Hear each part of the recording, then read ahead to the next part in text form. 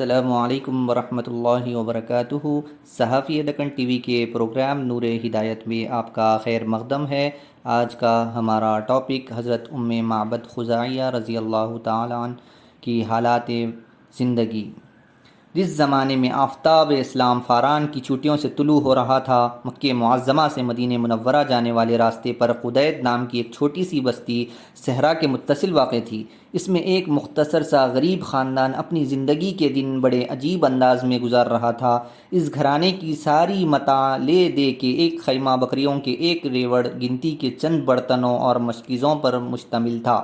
خاندان کا سربراہ ایک جفا کش بدوی تمیم بن عبد العزیٰ خزاعی تھا۔ اس کا بیشتر وقت بکریاں چرانے میں گزرتا تھا۔ تمیم کی اہلیہ اس کی بنت عم عاتکہ بنت خالد تھی۔ دونوں کا تعلق بنو خزاعہ کی شاخ بنی کعب سے تھا۔ عاتکہ ایک پاک دامن، باوقار اور بلند حوصلہ خاتون تھی اور اپنی کنیت معبد سے مشہور تھی۔ وہ عربوں کی روایتی مہمان نوازی سے خاص طور پر متصف تھی۔ اللہ تعالیٰ نے اس کے دل میں ایثار اور خدمت خلق کا جذبہ کوٹ کوٹ کر بھر دیا تھا۔ افلاس اور تنگ دستی کے باوجود وہ خدید سے گزرنے والے مسافروں کی نہایت خوش دلی سے میزبانی کیا کرتی تھی اور ان کی خدمت اور تواضع میں کوئی کسر اٹھا نہ رکھتی تھی۔ پانی، دودھ، کھجوریں، گوشت، جو کچھ میسر ہوتا مہمانوں کی خدمت میں پیش کر دیتی تھی۔ جب کوئی مسافر اس کے خیمے میں سستا کر آگے روانہ ہوتا تو اس کی زبان پر معبد کے لیے تعریف و تحسین اور دعائیں ہی دعائیں ہوتی تھیں۔ اس طرح معبد کا نام مسافروں کی بے لوث خبرگیری اور خدمت و تواضع کی بدولت دور دور تک مشہور ہو گیا تھا، اور لوگ اس کی عالی حوصلگی اور شرافت کی تعریفیں کرتے نہیں تھکتے تھے۔ بعثت نبوی کے 13ویں سال تک معبد کو خلق خدا کی خدمت کرتے سال ہا سال گزر چکے تھے اور وہ جوانی کی منزلوں سے گزر کر پختہ عمر کو پہنچ چکی تھی۔ اس وقت رحمت عالم صلی اللہ علیہ وسلم عرب کے صحرا نشینوں میں صاحب قریش کے لقب سے مشہور تھے۔ تمیم اور معبد کے کانوں میں بھی صاحب قریش اور آپ کی دعوت کی بھنک پڑ چکی تھی، تاہم وہ زندگی کی ڈگر پر اپنے معمول کے مطابق چلتے رہے۔ ان غریب اور سادہ مزاج بدویوں کے لیے یہ بڑا کٹھن کام تھا کہ ایسی باتوں کی تحقیق کے لیے دور دراز کی خاک چھانتے پھریں، لیکن انہیں کیا معلوم تھا کہ ایک دن ان کی صحرائی قیامگاہ ان صاحب قریش کی طلعت اقدس سے جگمگا اٹھے گی اور کائنات ارضی و سماوی کا ذرہ ذرہ اس کی مکینوں کی خوش بختی پر رشک کرے گا۔ ربیع الاول 13 بعثت میں رحمت عالم صلی اللہ علیہ وسلم نے ارض مکہ کو الوداع کہا اور 3 راتیں غار ثور میں گزار کر عازم مدینہ ہوئے۔ اس وقت حضرت ابوبکر صدیق اور حضرت عامر بن فہیرہ آپ کے ہم رکاب تھے۔ حضور صلی اللہ علیہ وسلم ایک اونٹنی پر سوار تھے اور وہ دونوں دوسری اونٹنی پر۔ اس مقدس قافلے کے آگے آگے عبداللہ بن اریقظ پیدل چل رہے تھے۔ وہ غیر مسلم ہونے کے باوجود ایک قابل اعتماد شخص تھے اور مکے سے مدینہ جانے والے تمام راستوں سے واقف تھے، اسی لیے حضور صلی اللہ علیہ وسلم نے انہیں راستہ بتانے کے لیے اجرت پر اپنے ساتھ لے لیا تھا۔ ایک دوسری روایت میں ہے کہ ایک سانڈنی پر سرور عالم صلی اللہ علیہ وسلم اور حضرت صدیق اکبر سوار تھے اور دوسری پر حضرت عامر بن فہیرہ اور عبداللہ بن اریقظ۔ یہ مختصر قافلہ قدید کے مقام پر پہنچا تو حضرت اسماء رضی اللہ تعالی عنہا نے غار سے روانگی کے وقت جو کھانا ساتھ کیا تھا وہ ختم ہو چکا تھا اور سرور عالم صلی اللہ علیہ وسلم اور آپ کے ساتھیوں کو بھوک اور پیاس محسوس ہو رہی تھی۔ حضرت ابوبکر صدیق رضی اللہ تعالی عنہ نے معبد کی شہرت سن رکھی تھی اور انہیں یقین تھا کہ اس کی قیامگاہ پر کھانا پینے کا کچھ انتظام ہو جائے گا۔ چنانچہ یہ مقدس قافلہ معبد کے خیمے پر جا رکا۔ وہ اس وقت اپنے خیمے کے آگے صحن میں بیٹھی ہوئی تھی۔ ان دنوں خشک سالی نے سارے علاقے پر قیامت ڈھا رکھی تھی اور اس وجہ سے معبد کے گھرانے پر پیغمبری وقت آ پڑا تھا۔ بڑی تنگی ترشی سے گزر بسر ہو رہی تھی۔ حضور سید موجودات صلی اللہ علیہ وسلم نے معبد سے فرمایا، دودھ، گوشت، کھجوریں، کھانے کی کوئی چیز بھی تمہارے پاس ہو تو ہمیں دو، ہم اس کی قیمت ادا کریں گے۔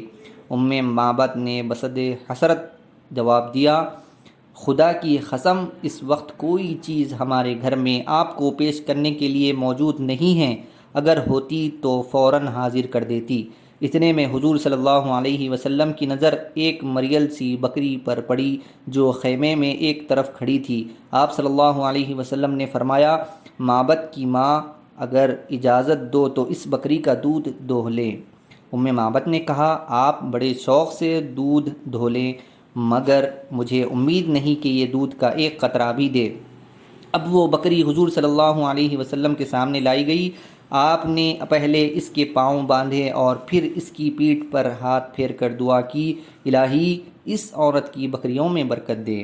اس کے بعد چشم فلک نے ایک تحیر خیز نظارہ دیکھا۔ سید المرسلین فخر موجودات صلی اللہ علیہ وسلم نے بسم اللہ الرحمن الرحیم پڑھ کر جوں ہی بکری کے تھنوں کو چھوا، تھن فی الفور دودھ سے بھر گئے اور بکری ٹانگیں پھیلا کر کھڑی ہو گئی۔ حضور صلی اللہ علیہ وسلم نے ایک بڑا برتن منگا کر دودھ دوہنا شروع کر دیا۔ یہ برتن جلد ہی لبالب بھر گیا۔ آپ نے پہلے یہ دودھ معبد کو پلایا، اس نے خوب سیر ہو کر پیا۔ پھر آپ صلی اللہ علیہ وسلم نے اپنے ساتھیوں کو پلایا۔ جب وہ بھی سیر ہو گئے تو آخر میں آپ نے خود پیا اور فرمایا، لوگوں کو پلانے والا خود آخر میں پیتا ہے۔ اس کے بعد حضور صلی اللہ علیہ وسلم نے دوبارہ دودھ دوہنا شروع کیا، یہاں تک کہ برتن پھر لبالب بھر گیا۔ یہ دودھ رحمت عالم صلی اللہ علیہ وسلم نے معبد کے لیے چھوڑ دیا اور آگے روانہ ہوئے۔ معبد کا بیان ہے کہ جس بکری کا دودھ سرور کونین صلی اللہ علیہ وسلم نے دھویا تھا وہ حضرت عمر فاروق کے عہد خلافت تک ہمارے پاس رہی۔ ہم صبح شام اس کا دودھ دھوتے تھے اور اپنی ضرورتیں بخوبی پوری کرتے تھے۔ طبقات ابن سعد کی ایک روایت میں ہے کہ اس موقع پر معبد نے ایک بکری ذبح کر کے سرور عالم صلی اللہ علیہ وسلم اور آپ کے ساتھیوں کو کھانا کھلایا اور ناشتہ بھی ساتھ کر دیا، لیکن دوسرے اہل سیر نے بکری ذبح کرنے کا ذکر نہیں کیا۔ رحمت عالم صلی اللہ علیہ وسلم کے تشریف لے جانے کے تھوڑی دیر بعد معبد کا شوہر اپنے ریوڑ کو لے کر جنگل سے واپس آئے۔ خیمے میں دودھ سے بھرا ہوا برتن دیکھ کر حیران رہ گئے۔ اہلیہ سے پوچھا، معبد کی ماں، یہ دودھ کہاں سے آیا؟ معبد نے جواب دیا، خدا کی قسم، ایک بابرکت مہمان عزیز کا یہاں ورود ہوا، انہوں نے بکری کو دوہا، خود بھی اپنے ساتھیوں سمیت سیر ہو کر دودھ پیا اور یہ دودھ ہمارے لیے بھی چھوڑ گئے۔ پھر اس نے تفصیل کے ساتھ سارا واقعہ بیان کیا۔ معبد تمیم نے کہا، ذرا اس کا حلیہ تو بیان کرو۔ معبد نے بے ساختہ سید البشر صلی اللہ علیہ وسلم کا جو حلیہ مبارک بیان کیا، تاریخ نے اسے اپنے صفحات میں محفوظ کر لیا ہے۔ انہوں نے فرمایا، پاکیزہ صورت، حسین و جمیل، روشن چہرہ، بدن نہ فربا نہ نحیف، متناسب الاعضاء، خوبصورت آنکھیں، بال گھنے اور لمبے، سیدھی گردن، آنکھ کی پتلیاں روشن، سرمگی چشم، باریک و پیوستہ آبرو، سیاہ گھنگریالے بال، خاموش ہوتے تو نہایت باوقار معلوم ہوتے، تکلم دل نشین، دور سے دیکھنے میں نہایت سجیلے اور دلربا، قریب سے نہایت شیریں و خوبرو، شیریں کلام، واضح الفاظ، کلام الفاظ کی کمی بیشی سے پاک، تمام گفتگو موتیوں کی لڑی جیسی پری ہوئی ہے، میانہ قد نہ کہ کوتاہی سے حقیر نظر نہیں آتی، نہ طویل کہ آنکھ وحشت زدہ ہو جائے، زیبندہ نہال کے شاخ تازہ، زیبندہ منظر، عالی قدر، رفقا ایسے کہ ہر وقت گرد و پیش رہتے ہیں، جب وہ کچھ کہتے ہیں تو بڑی توجہ سے سنتے ہیں اور جب وہ حکم دیتے ہیں تو تعمیل کے لیے لپکتے ہیں، مخدوم، مطاع، مالوف، نہ ادھوری بات کرنے والے اور نہ ضرورت سے زیادہ بولنے والے۔ معبد یہ صفات سن کر بول اٹھے کہ خدا کی قسم، یہ تو وہی صاحب قریش تھے جن کا ذکر ہم سنتے رہتے ہیں، میں ان سے ضرور جا کر ملوں گا۔ حضرت معبد کے قبول اسلام کے متعلق دو مختلف روایتیں ہیں۔ ایک روایت یہ ہے کہ ان کے کانوں میں صاحب قریش کی بھنک پہلے سے پڑ چکی تھی، چنانچہ جب پہل ان کی نظر سرور کونین صلی اللہ علیہ وسلم کے رخ انور پر پڑی تو ان کے دل نے گواہی دی کہ یہ وہی صاحب قریش ہے جو توحید کے داعی اور نیکی و ہدایت کے سرچشمہ ہے۔